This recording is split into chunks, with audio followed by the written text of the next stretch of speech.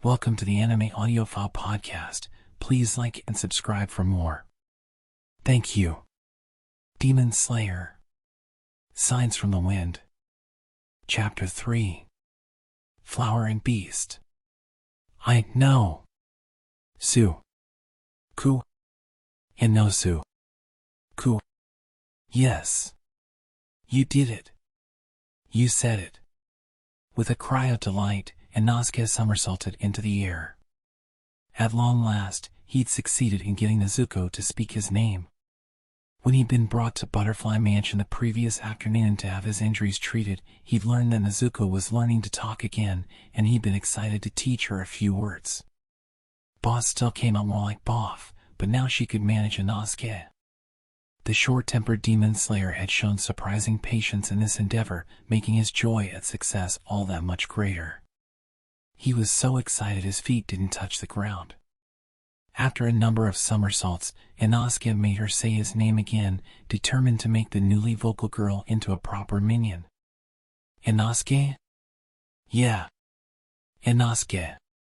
That's it. Keep saying it. It's the name of your boss, after all. Inosuke's proud voice echoed through the courtyard of Butterfly Mansion. You did real good, so here's your reward. One shiny acorn. He handed her the smooth nut. Nezuko held it up to the sun. Fangs still gleamed in her mouth, and her eyes still glowed red. She remained a demon. Even so, Tanjiro had been thrilled that his little sister could once more stand in the sunlight. Remembering Tanjiro's smile, Inosuke looked at Nezuko, standing before him in the middle of the day, and felt a funny, warm, fluffy feeling inside. It was a feeling he often got around those two. Usually he pushed back against it, not wanting to let mushy feelings make him stupid, but this time he felt like he could let it happen. After all, an underling's happiness was a boss's happiness too. Snorting with satisfaction, Inosuke envisioned lording over his growing army of minions. His fantasies were interrupted by a girl's scream and the sound of something thudding to the ground in the laundry area in the corner of the courtyard. The voice belonged to Kiyo Terachi, one of the 3 nurses at the mansion. What's going on? Inosuke whipped out his sword and charged, Nezuko hurrying behind him. Enemy attack?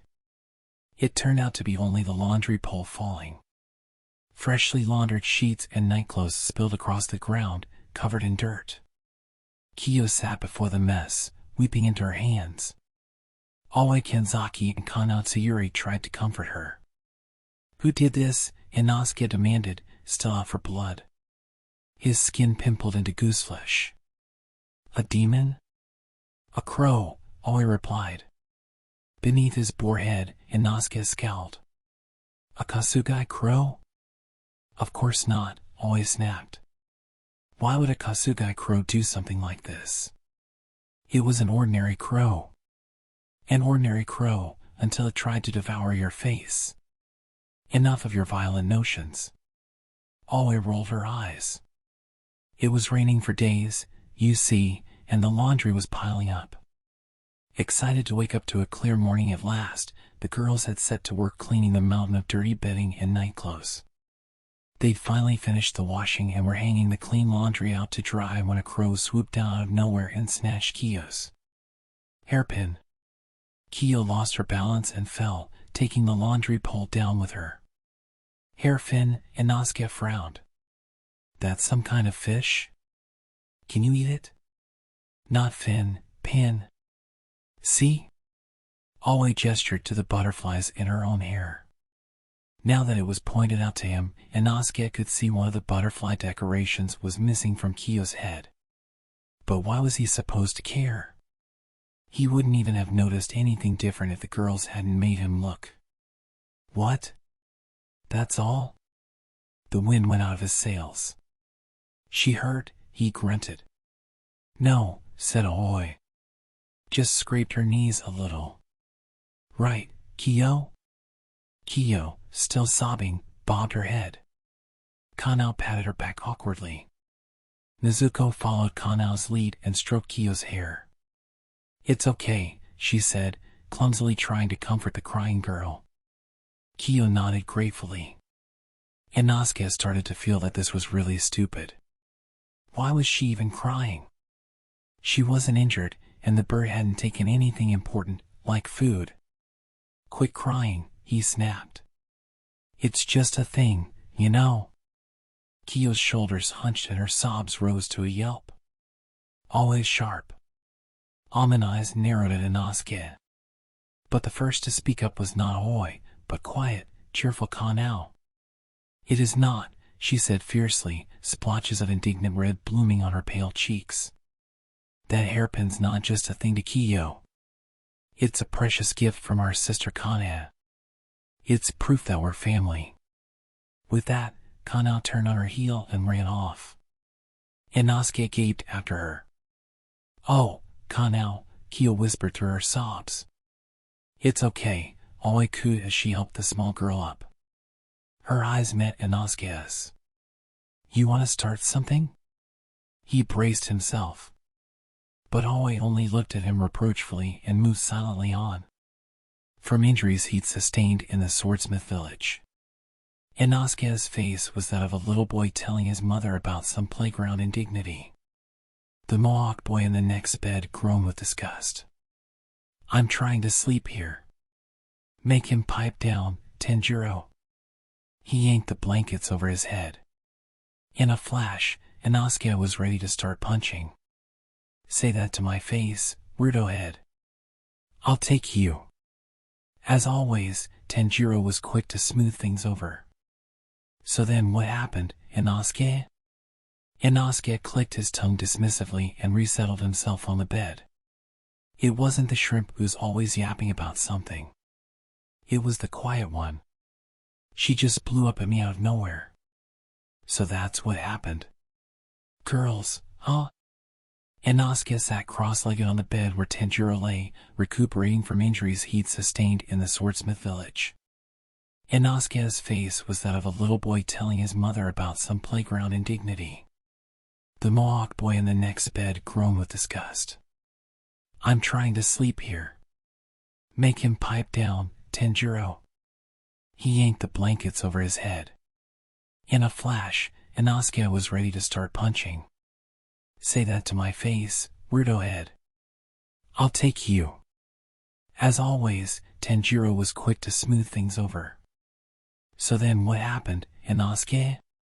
Inosuke clicked his tongue dismissively and resettled himself on the bed. It wasn't the shrimp who's always yapping about something. It was the quiet one. She just blew up at me out of nowhere. Aoi was forever lecturing him about something or other, so Inosuke had developed a tolerance for her sharp tongue. When she got angry at him, he just shrugged and filed the complaint away. But Kanao hardly ever spoke. He hadn't expected her to scold him, much less over such a little thing. The more he thought about it, the more unfair it seemed. His breath grew ragged. She said it wasn't just a thing, he grumbled. It was, I dunno, hey, present or something. And then she up and ran off. Huh. Tanjiro looked thoughtful. Kanao did that? It was just a hairpin. And the pipsqueak wasn't even hurt, so what was she crying over? I don't get it. Tanjiro listened without interrupting. In his head, Inosuke could hear his gentle reproach. Are you sure you're not the one in the wrong here? Is that the way to talk to someone? In reality, Tanjiro didn't say a word. But neither did he nod along to anything Inosuke said. He only gazed at him with gentle, sad eyes. That jerk. Why couldn't he say what was on his mind? Those eyes knocked Inosuke off his stride. He felt the same discomfort as he had when Aoi had simply stared at him in silence. On the bed, he squirmed uncomfortably. Finally, Tanjiro spoke. Hey, Inosuke, he said quietly. What would you do if someone took that boar head from you, asterisk asterisk? Inosuke was outraged. What do you think? I'd grab it right back. What about the fundoshi you always wear? I'd punch the guy who stole it. Just thinking about it got Inosuke worked up. He brandished his fists menacingly. I know. Tanjiro smiled gently. This is just me, and maybe I'm wrong, but I get the impression those things mean a lot to you. Your boarhead belonged to the animal that raised you. And the fundoshi came from your parents. They wrote your name in it. Inosuke snorted. I don't have any parents. Inosuke, Tanjiro chided him. The boars raised me, he insisted, but another part of him was doubtful. Why do I keep this fundoshi, anyway? It's just a thing. Why would I care about it? Tanjiro sat wordlessly as Inosuke hunched over, pondering. He remembered how he discovered the writing in his fundoshi when he was little. He'd been curious about what it said and asked the Machi man to read it for him.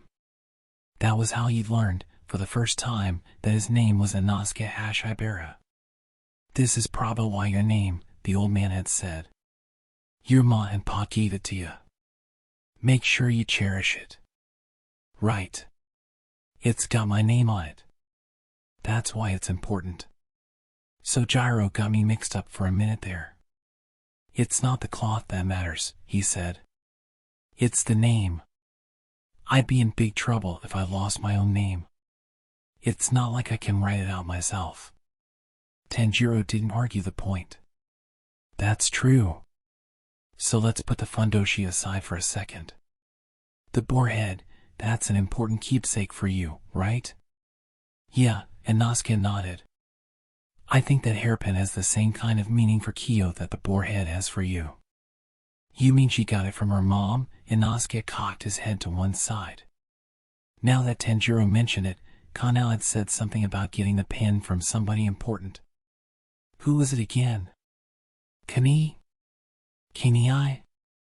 Kanai? No, Kanaa. Inosuke clapped his hands together, then cocked his head again. Who's Kanaa? I think that's Shinobu's older sister. Shinobu and Kyo have told me about her before. Shinobu's sister? In his mind's eye, Inosuke saw Shinobu treating his injuries. I stitched up the wound, said the Shinobu in his mind. Now don't pick at it. And don't pull the thread out on your own. She twined her little finger around Inosuke's pinky promise. That was all she'd done, yet he'd been unable to touch the stitches. She wasn't just Shinobu's sister, Tanjiro said. Kanao, Oi, Kyo, Sumi, Nao, she was a big sister to all of them, even if they weren't related by blood. Yeah? What happened to her? She died, Tanjiro said shortly. I heard she was a hashira. Huh, Inosuke said. Death was part of life. When he died, he just went back to the earth. Big deal. But somehow, when he thought about this dead woman he didn't even know, he saw the smile Shinobu had given him when they made that pinky promise. Have you noticed that everyone at Butterfly Mansion wears butterfly hairpins? Said Tanjiro. I think Kana wore one too. Inosuke listened in silence as Tanjiro explained that for the girls at Butterfly Mansion, the hairpin was a reminder of the woman who had cared for them and was no longer with them. So that's it, he said slowly. That's why she got mad? Tanjiro smiled. It's great that Kanao is getting better at speaking her mind, huh? I guess it's not just a thing, Inosuke murmured, almost to himself. Tanjiro nodded. That's right. Inosuke hung his head sullenly, then abruptly jumped off Tanjiro's bed. He was about to run out of the hospital room when Tanjiro said, I bet Kanao went to look for the hairpin too. Inosuke stopped short in amazement. How had Tanjiro known where he was going? I'll come with you, Tanjiro said. He started to climb out of bed. What? No, Inosuke growled. I'm just going to grab some food. I'm starving. I'm not going after some stupid pin. He stabbed a finger at Tanjiro. And you're not supposed to move. You better not follow me. Get some sleep, got it? With that, he raced away. The boy in the next bed, who'd seemed to be asleep, sat up abruptly. That guy always has to put up a front, huh? Yeah, Tanjiro said with a smile. He's a lot like you, Genya.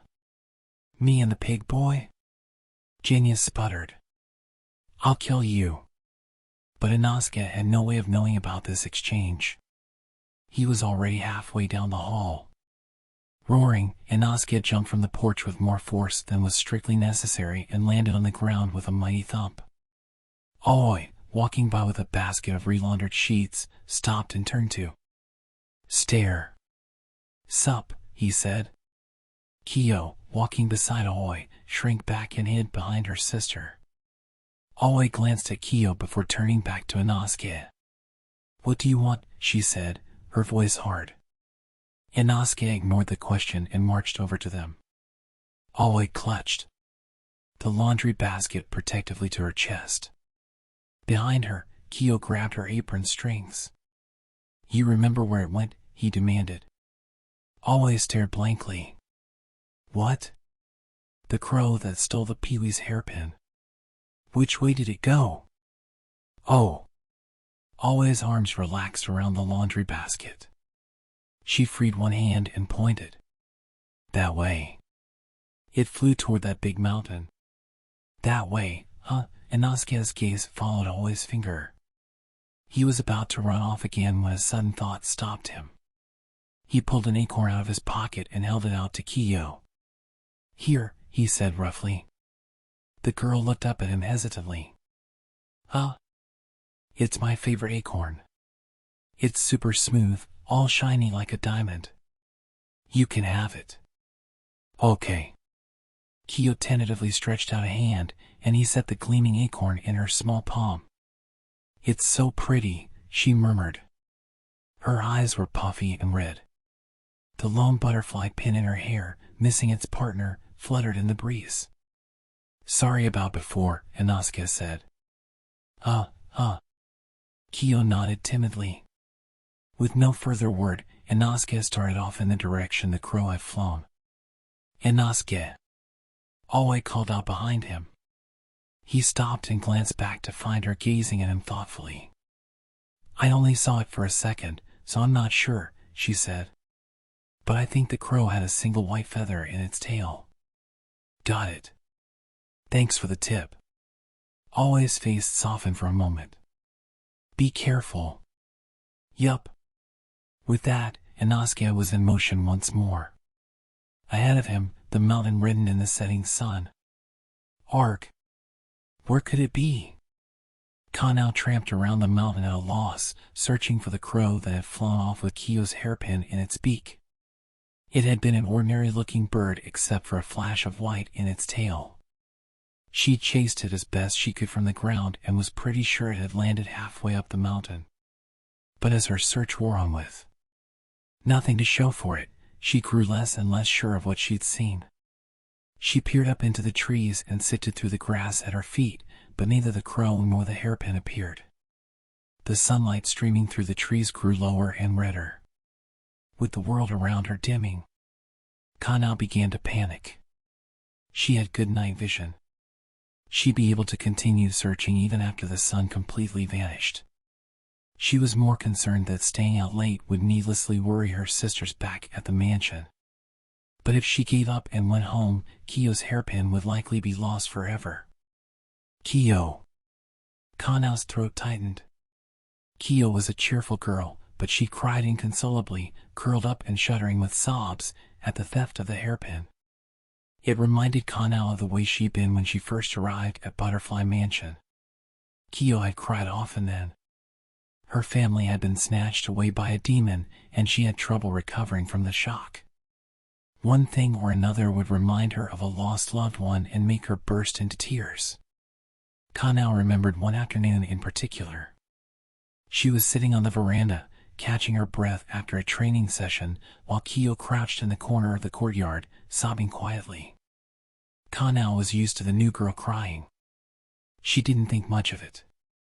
She stared absently at the yard, looking at nothing in particular, not even the passing butterflies. Then, out of nowhere, Kanao crossed the courtyard to Kyo. Kanao heard Kyo say something in a hoarse voice, but she was too far away to make out the words. Kanao looked at the bereaved girl with warm, sad eyes. She spoke, and Kiyo nodded. Kanae's long, slender fingers pulled Kiyo's hair away from her eyes and pinned it in place with a pair of butterfly hairpins. The girl wiped her eyes and smiled. Kanao could see that Kanae was taking on the emotions Kiyo couldn't bear, as she'd done for all the girls at Butterfly Mansion. She drew out the girl's sorrow, anger, loneliness, and fear and began to soothe her pain. Even at the cost of her own health and happiness, Kanao was a born healer. To Kanao, Kanae had been kindness made flesh, a beautiful soul to the core. It was as if all the warmth in the world had been drawn together and shaped into human form. Kanae and Shinobu took the orphan girls at Butterfly Mansion and made them into a family. The butterfly pins Kanae gave them were a visible reminder that, no matter what, they had a home. The hairpins certainly were rare or expensive. They were, as Inosuke had said, just things. But the simple act of putting the pins in their hair made the girls feel that they weren't alone. For Kanao, at least, that was no small matter. She was sure Shinobu, Oi, Nao, Sumi, and Kiyo felt the same. That was why she had spoken so roughly to Inosuke, even though she knew he hadn't meant to hurt anyone's feelings. "You're under the same roof as young people your own age," Shinobu had told her just a few days before, after Kanao returned from a mission. "Why don't you try talking to them? It'll help you grow, the way making friends with Tanjiro has." Given that Kanao had only just started being able to make decisions for herself without flipping a coin, Shinobu's suggestion was difficult for her. When she brought Inosuke bubbles to blow, or gave Oi medicine to administer to Genya, she pushed the objects at them and hurried away without saying a word. And today, when she was really trying, it had come to nothing. Her shoulders slumped. "And here I thought I had changed a little, thanks to Tanjiro." Was she incapable of friendship? Was killing demons really all she could do? Feeling gloomier with each step, Kanao pressed on. At last, however, she had to admit there was no sign of the hairpin. Reluctantly, she started down the mountain. "I'm sorry, Kanae. I can't do anything for Kiyo. I'll never be like you or the other girls." As her thoughts drifted in this direction, she caught sight of someone at the foot of the mountain, silhouetted in the setting sun. She squinted, trying to make out a face, before realizing that she was staring at a boar's head. "Sup?" Inosuke raised a hand in a curt greeting. Before she could ask what he was doing there, he tossed something at her. "Here." Baffled, she caught it in both hands. She pulled her palms apart to look inside, and her eyes grew wide as saucers. "You found it," she gasped. The threads were a bit tangled, and part of a wing was torn off, but it was Kiyo's hairpin. Kanao lifted her face from the ornament. "But how? And why? What had possessed him to come looking for it?" She swallowed her questions and waited for Inosuke to explain. The boy snorted and tossed his head. "You're looking at Lord Inosuke, King of the Mountains. These slopes are full of my minions. All I had to do was ask around about a weird-looking crow, and they coughed it right up. Piece of cake." Kanao's eyes grew even wider. "Are you saying you can talk to animals?" "Course," Inosuke nodded smugly. "Least, I can tell what they're thinking." "That's amazing," said Kanao. With those simple words, Inosuke was immediately in high spirits. "Well, you know." He puffed his chest out, all but begging her to keep the compliments coming. Despite his gruff voice and the imposing boar head on his shoulders, he reminded her of a little boy. "Thing like that catches the light. Crows love shiny stuff."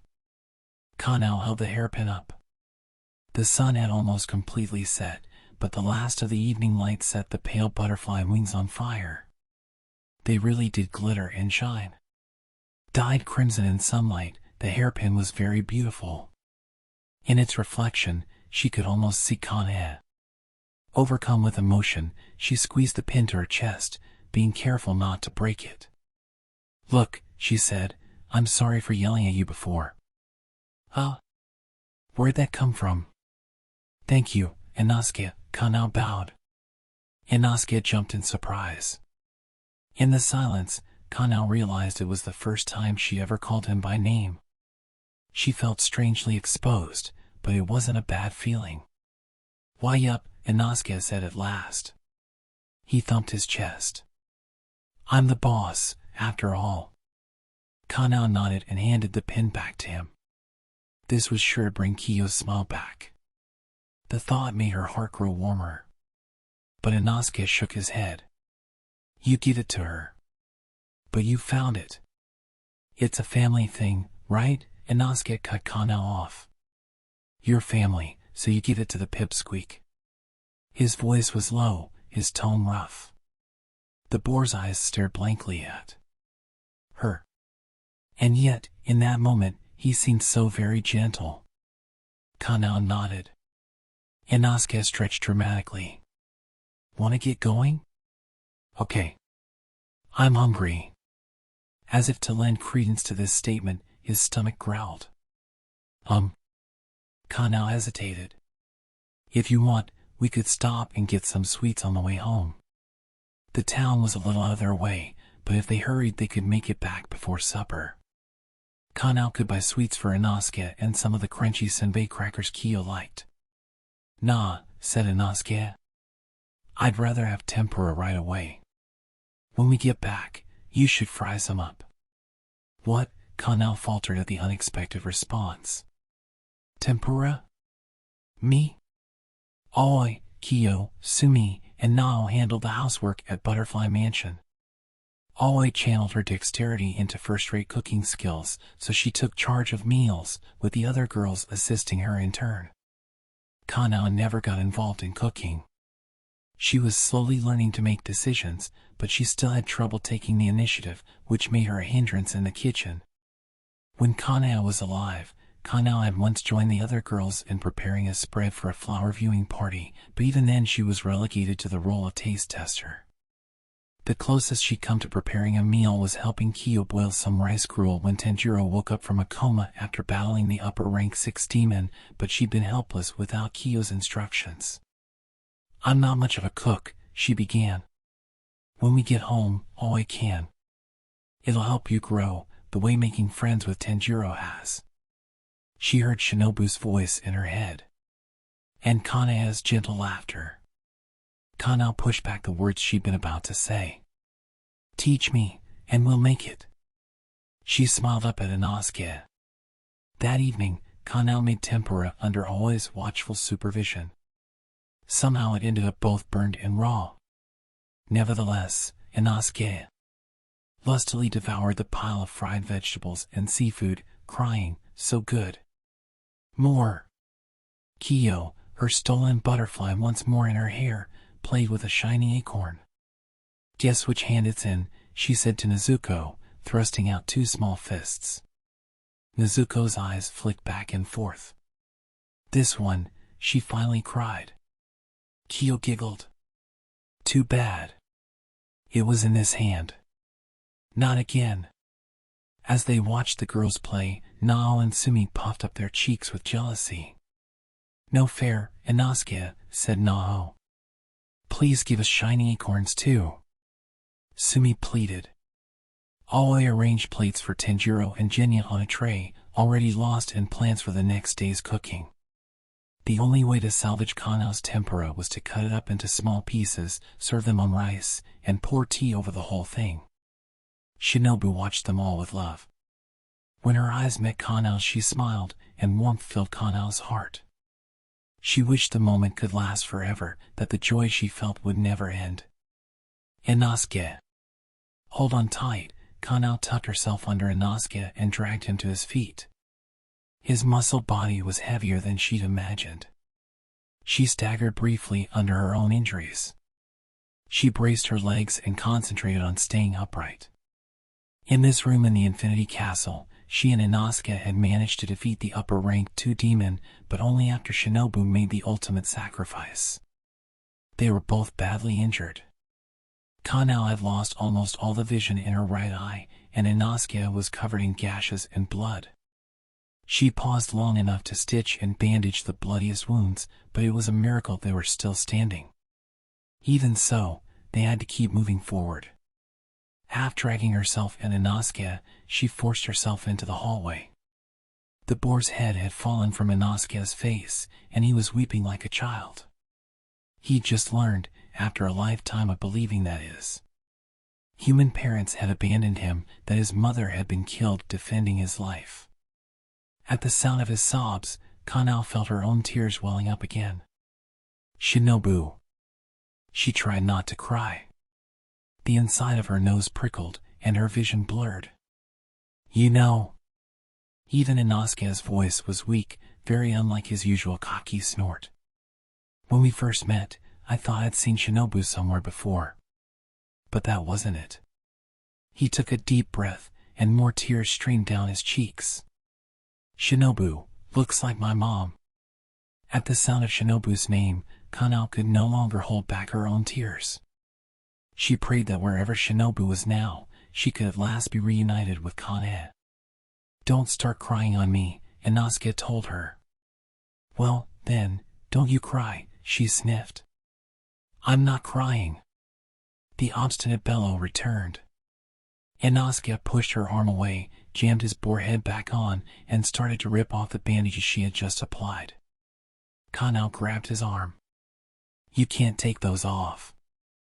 I just sewed you up. All your wounds will open again. Cloth dulls my senses, he muttered. Kanao didn't back down. Didn't Shinobu warn you to keep your wounds clean? At the sound of Shinobu's name, Inosuke flinched. Grudgingly, he stopped picking at his bandages. Put it on, he grunted. What? Inosuke tapped a fist to one side of his boar's head. The thing. You know. Come on. You're a hairpin. Oh. Kanao realized her hair was all over the place. Tucked away in the jacket of her uniform were the hairpins from her two big sisters. It's the final demon hunt, Inosuke told her. Bring your family, Kanao gasped. Her eyes flew open, then narrowed as she smiled. Memories came pouring back, one after the other. Images of Butterfly Mansion, her friends' happy faces, the beloved people she'd sworn to protect with her life. If only she'd been able to keep every promise. At the very least, she could take the hairpins back to the mansion, too. The girls who were still there praying for her safety. She'd give them the pins along with the piece her sisters had bought with their lives. I swear. With her lips pursed tight, Kanao tied her hair the way Kane used to tie it for her. She pinned it back with her own butterfly from Shinobu. Watch me, Shinobu, okay? Because she was going to defeat Muzan Kibutsuji. She was going to make sure no one else ever felt the way she did in that moment. Please watch over me. Let's kick some butt and get back home, Inosuke said, glaring down the hallway that led deeper into the castle. Kanao nodded silently. Then they ran together into the end of a long, long night. End of Chapter 3. Thank you for listening. Remember to like and subscribe for lots more.